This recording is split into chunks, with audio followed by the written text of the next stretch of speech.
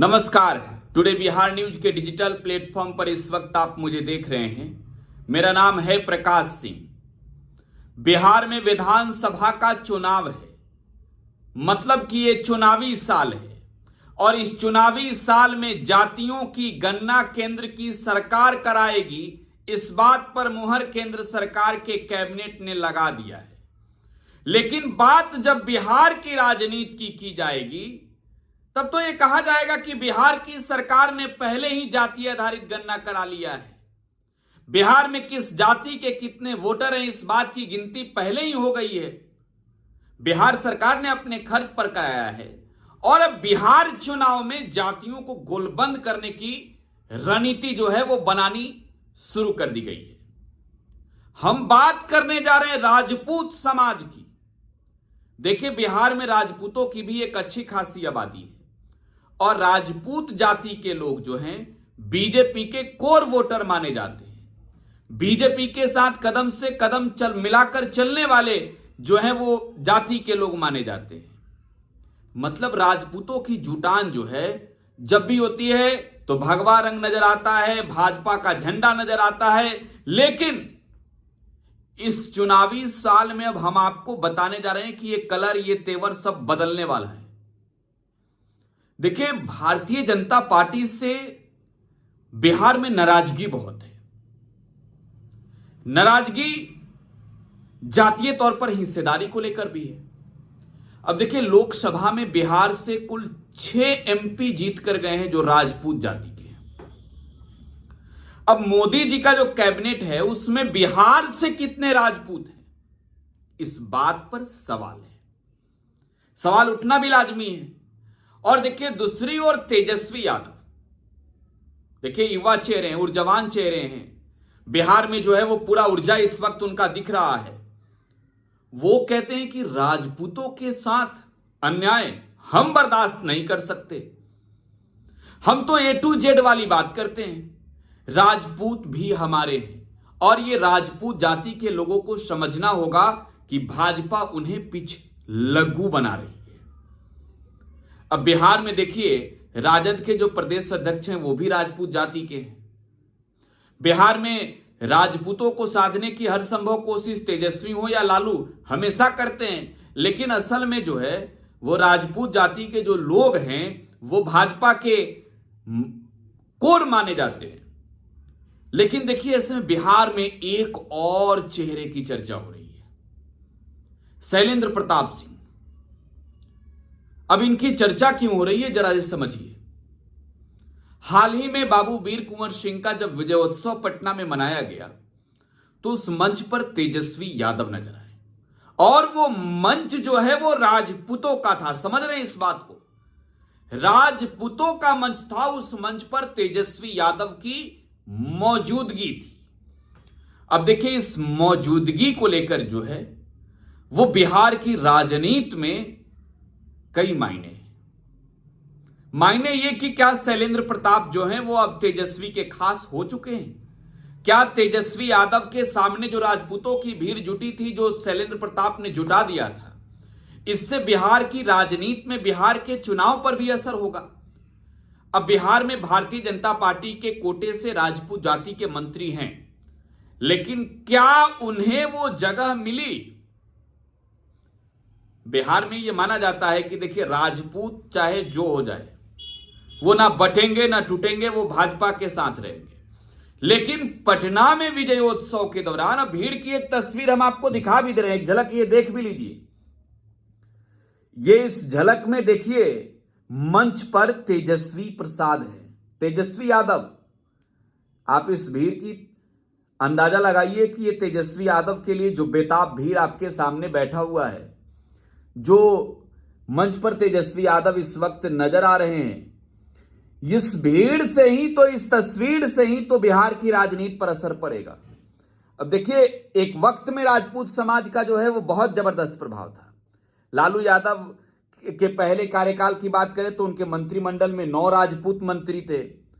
अब देखिए, सत्ता का ना सिर्फ हिस्सा रहा है बल्कि निर्णायक भूमिका में भी राजपूत जाति रहा है और वक्त के साथ जो है वो सत्ता भी बदला, संतुलन भी बदला और आज की स्थिति में राजपूतों का राजनीतिक प्रतिनिधित्व जो है वो बिहार में सीमित होते जा रहा है। एनडीए के पास बिहार से लोकसभा में 6 राजपूत सांसद हैं, लेकिन क्या किसी भी केंद्र सरकार में कोई मंत्री का पद दिया गया? राज्य सरकार में भले ही कुछ राजपूत जाति के मंत्री हैं, लेकिन कोई प्रभावशाली या निर्णायक दायित्व उन्हें नहीं मिला, जिससे यह समुदाय आज के वक्त में अपने को कहीं ना कहीं उपेक्षित महसूस कर रहा है। और आज के वक्त में मैं शैलेंद्र प्रताप जैसे नेताओं की अगर चर्चा करूं तो मैं कहता हूं कि बिहार की राजनीति में शैलेंद्र प्रताप जैसे चेहरे जब ये आगे आएंगे, जब मंच पर तेजस्वी के साथ नजर आते हैं, तो जाहिर सी बात है ये मैसेज पूरे बिहार में गया है। और विजयोत्सव के दौरान तेजस्वी ने जो ऐलान भी कर दिया, जो उनकी प्रतिमा को लेकर ऐलान कर दिया, घोड़े को लेकर ऐलान कर दिया मंच से बाबू वीर कुंवर सिंह के, वो ऐलान भी राजपूत समाज के बीच तो आप कह सकते हैं कि एक बड़ा संदेश लेकर गया है। तो देखिए बिहार में आज के वक्त में राजपूत जाति के लोग भी जो है वो गोलबंद हो रहे हैं और गोलबंदी इनकी भाजपा के खिलाफ हो रही है। और उनमें शैलेंद्र प्रताप जैसे नेता जो हैं वो जब तेजस्वी यादव के साथ मंच साझा करते हैं और सामने हजारों की संख्या में राजपूत जाति के लोग हैं, और बिहार में देखिए जाति का बड़ा ख्याल रखा जाता है, तो आप ये जरूर कह सकते हैं कि अब भाई राजपूत जाति के लोग जो हैं वो इधर से अब इधर आएंगे। मैं आपको कुछ कहानियां बिहार की राजनीति को लेकर बताना चाहता हूं।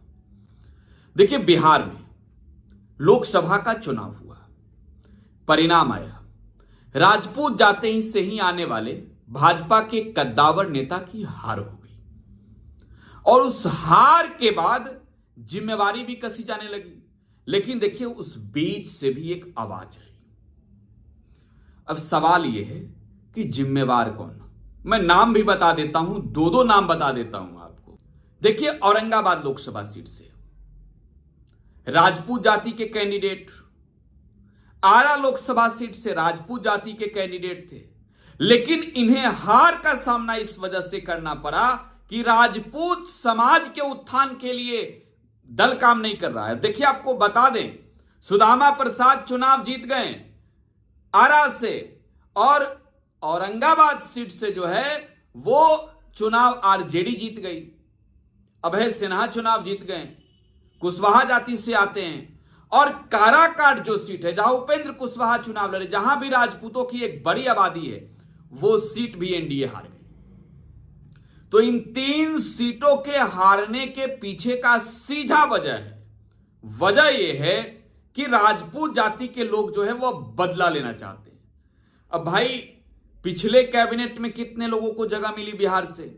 बिहार में राजपूतों के उत्थान के लिए मोदी की सरकार ने क्या काम किया?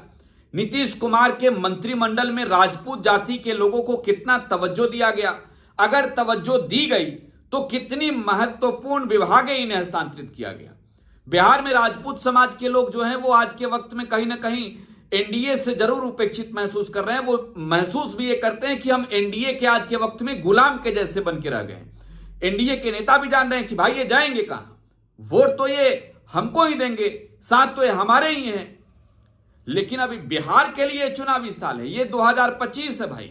अब 2025 में राजपूत जाति के लोग पूछ रहे हैं कि बताइए लालू जी की पहली सरकार में 9 मंत्री थे, आज के वक्त में कितने हैं?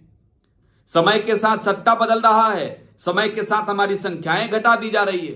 राजपूत जाति के लोग भी इस तरीके से आज के वक्त में माइंड मेकअप कर चुके हैं कि भारतीय जनता पार्टी हमें पिछलग्गू समझती है। भाजपा के लिए आज के वक्त में जो है वो राजपूत उनके ऐसे वोटर हैं जो हिलने से नहीं हिलेंगे, तो इस चुनाव में हिलने जा रहे हैं। और देखिए हिलाने का बीड़ा उठा लिया है शैलेंद्र प्रताप जैसे नेताओं ने। शैलेंद्र प्रताप ये सारण के इलाके से आते हैं और जाहिर सी बात है कि सारण में राजपूतों की एक अच्छी खासी आबादी भी है। तो अब साफ तौर पर यह कहें कि तेजस्वी यादव के लिए एक बड़ा प्लस पॉइंट भी है कि राजपूत जाति के लोग भाजपा से टूट रहे हैं, और एक बड़ा प्लस पॉइंट शैलेंद्र प्रताप हैं जो राजपूतों को जोड़कर पार्टी में ला रहे हैं। देखना होगा आने वाले वक्त में भी, अब जगदानंद सिंह की उम्र हो गई है, तो पार्टी से अगर वो प्रदेश अध्यक्ष से हटते तो क्या राजपूत जाति के लोगों को ही तवज्जो मिलती है प्रदेश अध्यक्ष के पद पर? इस पल का भी इंतजार होगा। अपनी प्रतिक्रिया आप कमेंट बॉक्स में छोड़ जाइएगा। फिलहाल आप टुडे बिहार न्यूज के साथ बने रहें। धन्यवाद।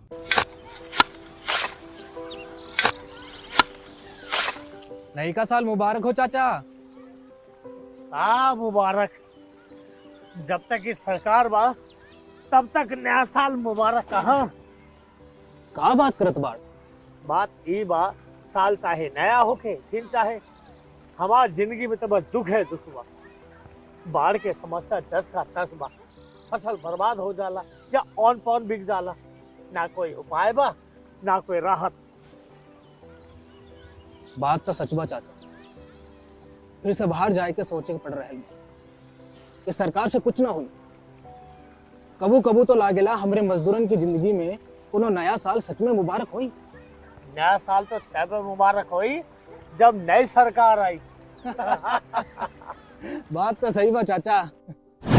नया साल, नई सरकार, नया संकल्प, नया बिहार।